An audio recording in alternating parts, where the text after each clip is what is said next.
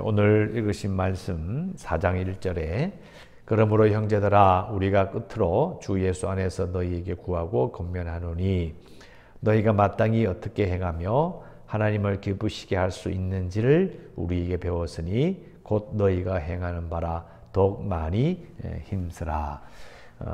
어떻게 행하며 하나님을 기쁘시게 할 수 있는지를 배웠다라고 되어 있죠. 우리가 누굽니까? 바울과 실라입니다. 그죠? 근데 문제는 이겁니다. 3주 정도밖에 없었어요. 그러니까 데살로니가에 머무르면서 자, 오늘 이제 3주 동안 있을 거니까 자, 오늘부터 시작. 이게 아니잖아요. 가서 전도하고 회당에 온 경건한 헬라인과 경건한 귀본에게 이제 가르치면서 사람들이 은혜 받고 이러니까 시간이 얼마 안 되는 거예요. 아무리 개척교회라 해도 몇 년 지나야 뭐 제대로 배울 수 있는데 이걸 뭐 한 3주 있다 나오니까 그럼 어떻게 할까요? 부족한 거예요.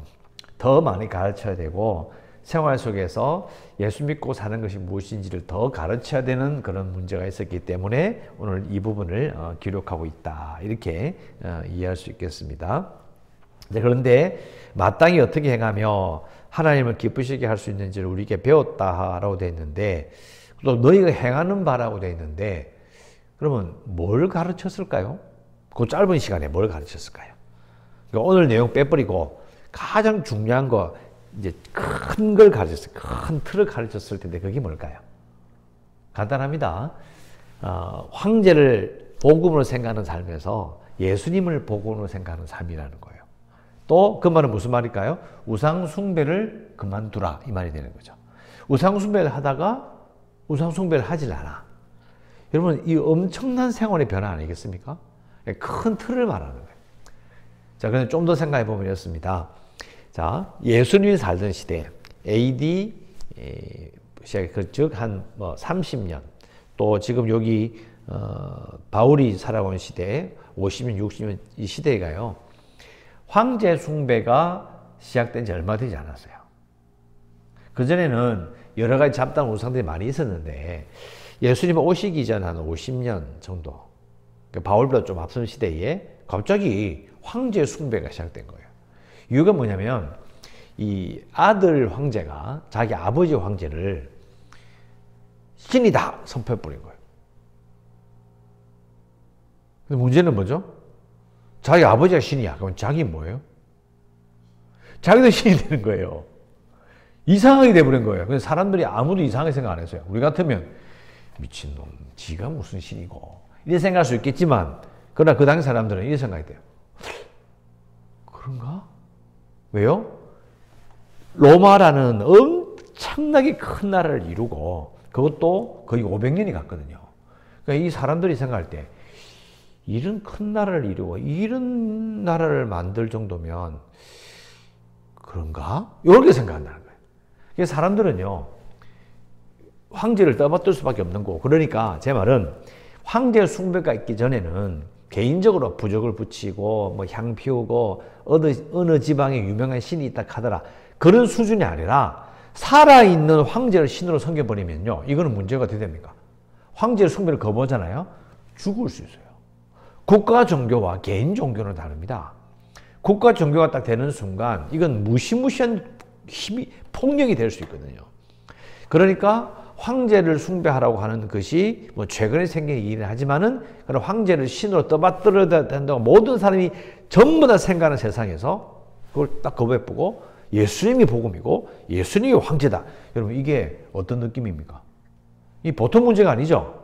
그게 바로 뭐냐면 너희들이 하나님을 기쁘시게 할 수 있는지를 우리에게 배운 거예요.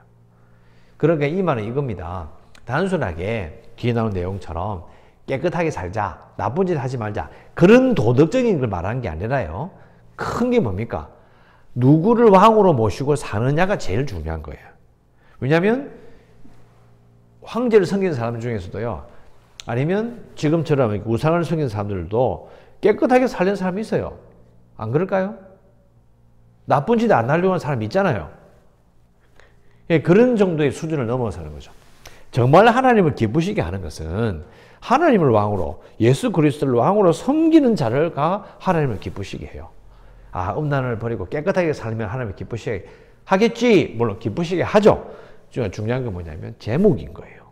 하나님을 왕으로 모시는 상태에서 예수 그리스도를 왕으로 섬기는 자가, 충성하는 자가 어떻게 사느냐. 그렇게 순서가 된다는 거죠. 제가 길게 말하는 이유는요. 여기 나오는 앞부분을 빼버리면 안 됩니다. 그 부분이 제일 중요하게 생각해야 되고요. 자, 그 다음에 2절에 우리가 주 예수를 말미암아 너희에게 무슨 명령으로 준 것을 너희가 안다. 많이 배우긴 이제 언뜻 배우고 지나갔는데 조금 더 이제 자세하게 가르쳐야 될 필요가 있어요. 그러면서 이제 3절 이후로 쭉 나오는데요. 자, 3가지 정도가 나와요. 오늘은 2가지밖에 안 나옵니다. 3가지 정도 나오는데 이제 인간의 근본적인 문제 3가지를 이야기해요. 첫 번째, 3절부터 8절까지가 성적인 문제입니다. 성의 문제를 이야기해요. 그리고 9절부터 이제 12절까지가 돈 문제를 말합니다. 그냥 읽으면 돈 문제는 금방 눈에 띄진 않는데요. 자, 좀 이따 설명드리고요. 성적인 문제 3절부터 8절까지 그리고 9절부터 12절까지 돈 문제. 그러면 자, 인간의 근본적인 문제, 시대가 바뀌어도 나라가 바뀌어도 가지고 있는 3가지 문제, 성의 문제, 돈의 문제, 또 하나 뭐가 있을까요? 죽음의 문제입니다. 어느 나라에서도 어느 시대도요, 성적인 문제 골치 아파요. 돈 문제 있어요. 그리고 죽음의 문제가 있어요. 그건 이제 내일 나옵니다. 그러니까 이런 거예요. 자, 왕을 바꿨어. 나의 왕이 황제가 아니고 예수님이야 라고 고백했어요. 그래도 문제는 사라지지 않아. 성적인 문제 있잖아요. 돈 문제 있잖아요. 죽음의 문제 있잖아요. 그 3가지를 바울이 딱 권면하는 겁니다. 권면하는데, 자, 잘 아시겠지만은 로마는 어떤 문화입니까? 고대는 어떤 문화예요? 자식을 불태워 죽이는 문화예요. 우상숭배가 극심하지 않습니까? 근데 그 극심한 우상숭배의 가장 기본을 깔라는 게 뭐냐면 신전의 창기가 있어요. 여러분, 로마가요, 우리 같은 건 지금 원로 목사, 원로 장로하면 나이 대부분 70 넘어요. 그런데 로마의 원로원 하면요, 70이 아니라 대부분 40대였대요. 전쟁으로 많이 죽고, 그 다음에 성병으로 많이, 각종 질병으로 엄청나게 빨리 죽는 거예요. 그러니까 무슨 말이냐면 이런 걸 잘 몰라요. 깨끗하게 살아라, 거룩해야 된다, 이런 생각이 없어. 유대인과 다릅니다. 이게 문제가 있는 거죠. 그러니까 이방인 이 사람들이 3절에 나오는 것처럼 하나님의 뜻은 이것이니 너희의 거룩함이라, 음란을 버리고 거룩함과 존귀함으로 자기 아내를 대하라. 이거는 듣도 보도 못한 소리인 거예요. 우리는 보면서 당연한 거 아니야. 아니에요. 아닙니다. 여러분, 여자를요, 사람 취급하는 지 얼마 안 된지 알고 계십니까? 요즘 시대에 사는 걸 그나마 다행이라고 생각하십시오. 옛날에는 물건 취급이기 때문에 갖다 팔아버리고, 버려버리고, 때리고, 심지어는 자기 자식을 죽여도 아무도 이상하게 생각하지 않는 시대가 이 시대. 그러면 이 시대에 그 음란을 생각하지 않는 시대에 하나님의 뜻은 이것이니 너희의 거룩함이다. 깨끗해야 된다. 음란을 버려라. 사랑과 존귀함으로, 거룩함과 존귀함으로 아내를 대할 줄 알아라. 이야, 최첨단인 거예요. 듣도 보도 못한 소리인 거죠. 완전 다른 윤리를 이야기하는 거죠. 그러니까 하나님을 기쁘시게 하는 삶, 하나님을 왕으로, 예수 그리스도를 왕으로 모시고 왕으로 믿고 충성하는 삶은 윤리 자체가 완전히 다른 거예요. 그래서 3가지를 이야기하는 거죠. 성의 문제, 음란을 버려라. 아내를 귀하게 대하라. 5절에 하나님을 모르는 이방인과 함께 세욕을 따르지 말라. 지 하고 싶은 대로 하지 말라. 이 말이에요. 이 말은. 그리고 6절, 자, 좀 어려워요. 이 일의 분수를 넘어서 형제를 해하지 말라. 자, 형제를 해하지 말라 말은 쉬운 말인데요. 앞에 이 일의 분수를 넘어서 규정을 깨거라 이 말인데 이 일이 뭐예요? 제가 대명사 나오면 생각해 봤다 그랬죠? 이 일이 뭘까? 바로 음란을 버리고 하는 이 문제를 말하는 거예요. 음란을 버리는 문제에 분수를 넘어서 형제를 해하지 말라. 뭘 해야 한다는 거예요? 형제의 아내를 빼앗는 걸 말하는 거예요. 여러분, 헤롯이 지 동생의 아내를 빼앗았잖아요. 이런 일도 있었던 거예요. 비일비재했던 거예요. 그러니까 예수 믿는 사람들은 너희들끼리 성적인 문제에 있어서 음란을 버리고 아내를 귀하게 대하고, 그러니까 아내를 귀하게 대하니까 어떻게 돼요? 남의 아내도 빼앗으면 안 되지. 그렇게 말하는 거예요. 실제로 이런 일이 있었다는 걸 알 수가 있어요. 반대로 말하면 성적인 문제가 있었다는 거예요. 그래서 이런 분에 그렇게 하면 안 돼. 이는 너에게 미리 말하고 증언한 것과 같이 이 모든 일에 주께서 신원하여 주심이라. 신원한다의 말은 복수해 주신단 말이야. 그러니까 바울이 데살로니가 있을 때에 그 사람들 생활을 살펴보니까 우리가 너에게 미리 말하고 증언한 것 같이 라는 말처럼 그런 일들이 있었던 거예요. 그러면 안 돼. 예수 믿는 사람들은 그렇게 하면 안 돼.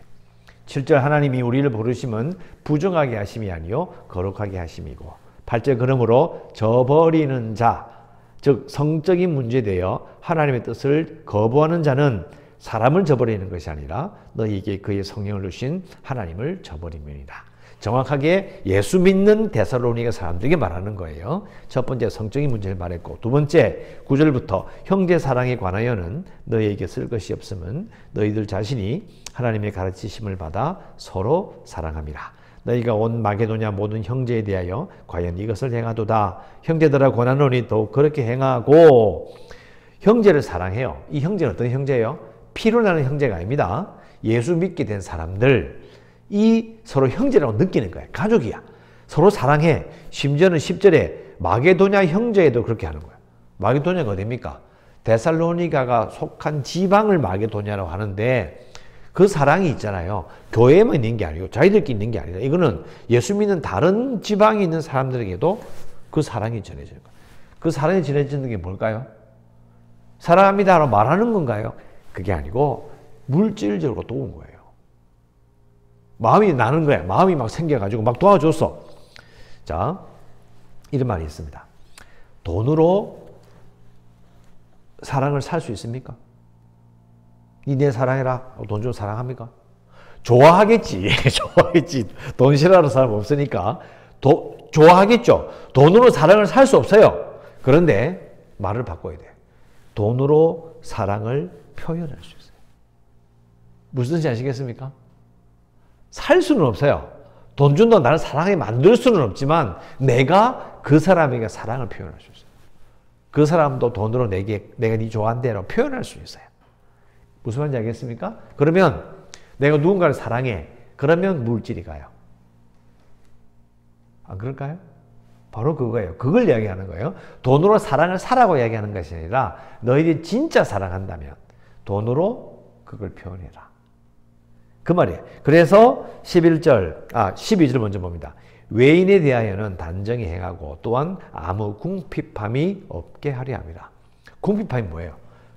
돈이 없어서 힘들지 못하게 해라 이 말이잖아요. 그러니까 돈으로 너희의 사랑을 표현해라. 근데 외인이 누구냐면 이게 예수 믿다 보니까 소문이 들리겠죠. 그래서 가난한 자, 과부, 노예, 또 외부 사람들이 야만인들, 즉 헬라어를 잘 못하는 사람들이 사실은 이 데살로니가 지역에 있는 사람들이 가난한 자들이 교회에 자꾸 들어오는 거예요. 그럼 어떻게 해야 되는 거예요? 그들을 잘 섬겨야 되잖아요. 그러니까 그들에 대하여 단정히 행하고 무시하지 말고 예의를 다하고 그러면서 그들을 궁핍함이 없게 하라 이 말이 되는 거죠. 또 아까 11절 뛰어넘었는데요. 11절에 나오는 것처럼 너희에게 명한 것 같이 조용히 자기 일을 하고 너희 손으로 일하기를 힘쓰라. 아니 이게 또 문제가 무슨 말일까? 자 이거는요. 데살로니가 교인들이 예수를 믿었는데 너무 좋아. 열정이 넘쳐. 너무 심하게 믿었어. 그래서 교인들 중에서 예수님 오실 건데 뭐. 예수님 오신다 했잖아. 어떻게 할 거예요? 일을 그만둬 버린 거예요. 금방 온다. 때려치고 어떻게 했을까요? 빌어먹은 거예요. 그런 문제가 있었던 거예요. 그러니까 어떻게 해야 이렇게 이야기하는 거죠. 조용히 자기 일 좀 해라. 자기 일을 하고 너희 손으로 일하기를 힘써라. 이런 말이에요. 이해가시겠죠? 이게 참 재밌는 거예요. 생각해보면. 야, 그때도 사람들이 예수님이 오신다. 이 세상이 뒤집어진다. 듣기는 좋은 말이야. 그러니까 어떻게 돼요? 일 안 하고 내일 오시는데 금방 올 끼야. 이렇게 되는 거예요. 그런 문제가 있었기 때문에 바울은 이렇게 권면하는 거죠. 즉, 예수 믿는 사람들이 예수님을 왕으로 모시고 충성한 삶을 살면 문제가 생기는데 어떻게 생활해서 살 거냐? 성의 문제, 돈의 문제를 딱 말하는 겁니다. 생활 속에 이런 부분을 조심해라고 말하기 시작하는 거죠. 자, 내일은 이제 먼저 죽은 사람들, 예수 믿었는데 옆에 형제가 죽고 자기 엄마 아버지가 죽어. 이거 어떻게 되냐는 거예요. 왜? 아주 오랫동안 내려온 이방의 장례 풍습이 있잖아요. 어떻게? 그 문제를 말하는 거죠. 자, 그런데 내일 이야기하는 거고. 자, 기도 제목을 이렇게 씁시다. 하나님의 뜻을 따라 살아 하나님을 기쁘시게 하겠습니다. 하나님의 뜻을 따라 살아서 하나님을 기쁘시게 하겠습니다. 이렇게 기도할 수 있습니다. 자, 이것은 아까 말씀드린 것처럼 그냥 거룩하게 살아야 이게 아니고요. 하나님을 믿고 예수 그리스도를 복음으로 믿고 충성하는 삶을 사는 사람. 그게 뭐예요? 하나님을 기쁘시게 하는 삶을 사는 거예요. 결국은 그 말 속에 뭐가 있느냐? 그렇기 때문에 거룩하게 살고 돈으로 사랑을 표현하며 자기의 삶을 열심히 사는 삶을 사는 것을 다 표현하는 거예요.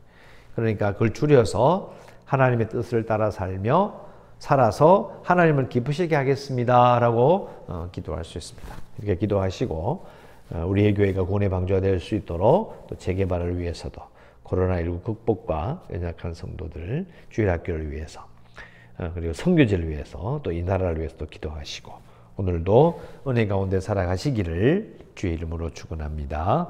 기도하겠습니다.